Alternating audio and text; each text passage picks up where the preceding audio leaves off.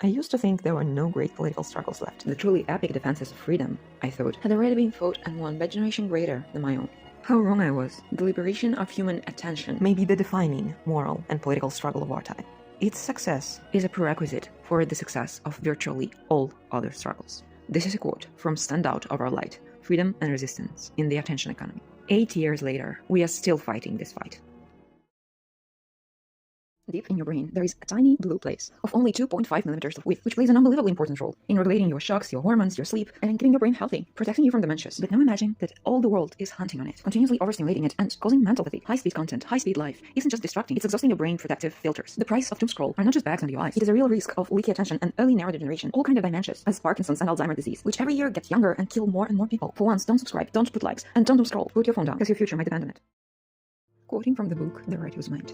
As Darwin said long ago, the most cohesive and cooperative groups generally beat the groups of selfish individualists. Darwin's ideas about group selection fell out of favor in the 1960s, but recent discoveries are putting his ideas back into play, and the implications are profound. We are not always selfish hypocrites. We also have the ability under special circumstances to shut down our petty selves and become like cells in a larger body, or like bees in a hive, working for the good of the group. And these experiences are often among the most cherished of our lives.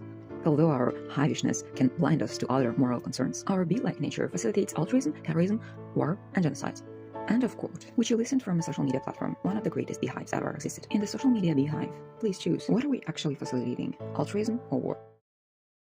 A profoundly important article titled The Weirdest People in the World was published in 2010, where the authors pointed out that nearly all research in psychology is conducted on a very small subset of the human population, people from cultures that are Western, educated, industrialized, rich, and democratic, forming the acronym WEIRD, reviewing dozens of studies and showing that the weird people are statistical outliers. They're actually the least typical, least representative people you could study if you want to make generalizations about human nature. Now you might never know in which way you are weird.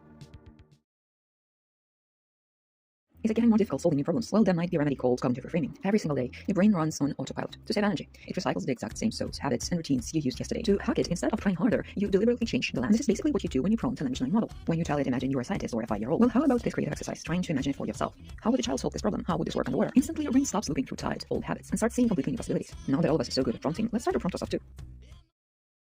To exercise in random simulation, the objective is to use a random word as a stepping stone to generate new ideas, forcing a connection where none should logically exist. We often don't notice it, but we do it all the time, every day. When you pick a word like umbrella and try to use it to solve a totally unrelated problem, like designing a new restaurant, your brain panics. It can't use its normal shortcuts anymore, triggering something similar to out-of-the-box thinking. This could be both a creative exercise and a very big risk to step into a biased solution where you think you're creating something new, but you're actually trapped in your own unconscious.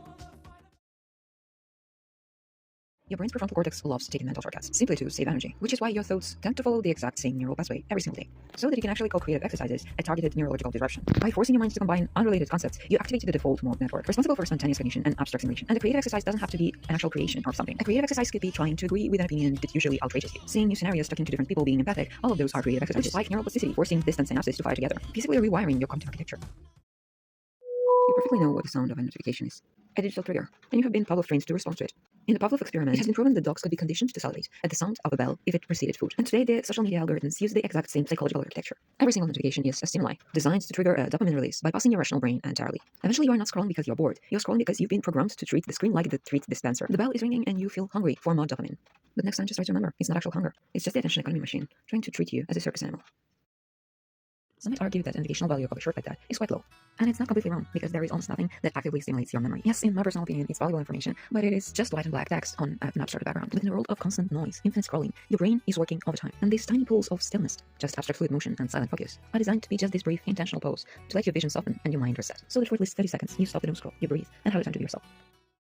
Stop looking for confidence and start looking for proof. We've been sold the lie that confidence is the key to success, but psychology reveals a dangerous truth. Confidence is often just a cognitive bias, not a measure of ability. Research shows there is less than 10% overlap between how confident you feel and how competent you actually are. We live in a culture that prioritizes the loudest voice over the most accurate one. We reward ego, we promote the most oblivious people to the top. We are polarized between 100% certain and 100% wrong, but true competence requires the humility to doubt yourself, which is why you should. You perfectly know what the sound of a notification is. A digital trigger, and you have been Pavlov-trained to respond to it. In the Pavlov experiment, it has been proven that dogs could be conditioned to salivate at the sound of a bell if it preceded food. And today, the social media algorithms use the exact same psychological architecture. Every single notification is a stimuli, designed to trigger a dopamine release, bypassing your rational brain entirely. Eventually, you are not scrolling because you're bored. You're scrolling because you've been programmed to treat the screen like the treat dispenser. The bell is ringing and you feel hungry for more dopamine. But next time, just try to remember, it's not actual hunger. It's just the attention economy machine, trying to treat you as a circus animal. When things fall apart and chaos reemerges, we can give structure to it and reestablish order through speech. If we speak carefully and precisely, we can sort things out and put them in their proper places and set a new goal and navigate to it, often communally. If we negotiate, if we reach consensus, if we speak carelessly and imprecisely, however, things remain vague.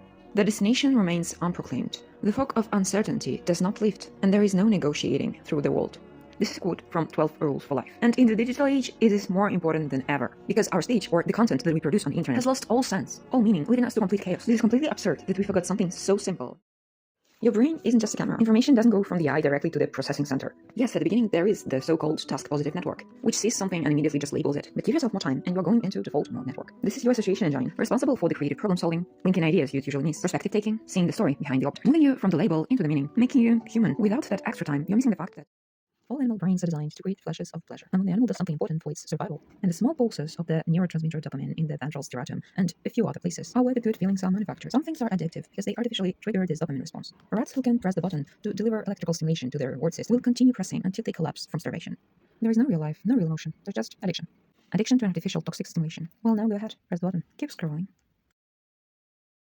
Social media triggers sociometers, using likes and metrics to qualify your worth. Constant upward comparison creates a gap between your actual self and a curated ideal self, causing the prefrontal cortex to signal a drop in status. This perceived rejection activates an area in your brain and registers social shame as a physical pain, which spikes your cortisol levels. To escape this stress, your brain enters a dopamine surge, driving you back to social media for a quick validation hit, in an infinite cycle where again, from our daily activities, to our schools, to our companies, we are all riding arm in arm into a future that compels a constant remodeling of the world. In recent decades, the world has found itself transforming from a manufacturing economy to an informational economy. But that is not where the road ends. As computers become better at digesting mountains of data, people are being freed up to work on other tasks. We are already seeing the first glimpses of the new model, the creative economy.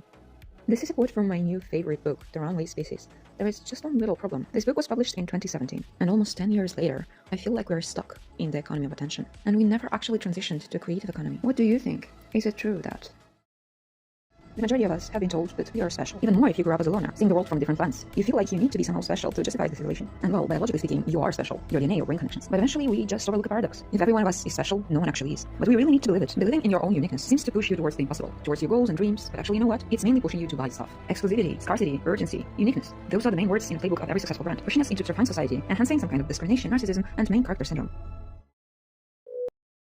To quote Thinking Fast and Slow, social media platforms bypass your logical rational system 2 to hijack your system 1. To quote The Richer's Mind, this system 1 is guiding your inner emotional elephant. To quote Stand Out of Our Light, the goal is to get you to spend as much time as possible on the screen and not to help you achieve your own goals. When you binge watch and don't scroll, you're being highly manipulated on an emotional level. And when you rage post, you aren't winning the debate. You're just feeding the profit monster. Recognize the bait, reclaim your focus, and put your phone down. Archaeology is actually not about dusty pottery or buried treasures. It is the study of the things that we humans leave behind. But today, we're swapping physical history for media content. Specifically, media pollution, drowning in a digital flood of engagement bait and algorithm-driven junk, creating so much noise that we are efficiently turning ourselves into an archaeological black hole. Some say AI will just filter the mass and recover the true patterns of which we modern humans were made. But even if future historians, if there will ever be such, recover every single byte, they will be looking at the data that has been stripped from its original context. Without knowing what was real and what was just for show, they will assume that our hollow, viral slop was our actual values. And that will be the ultimate version of us that actually existed. And eventually we are building a future where the past can't be respected anymore.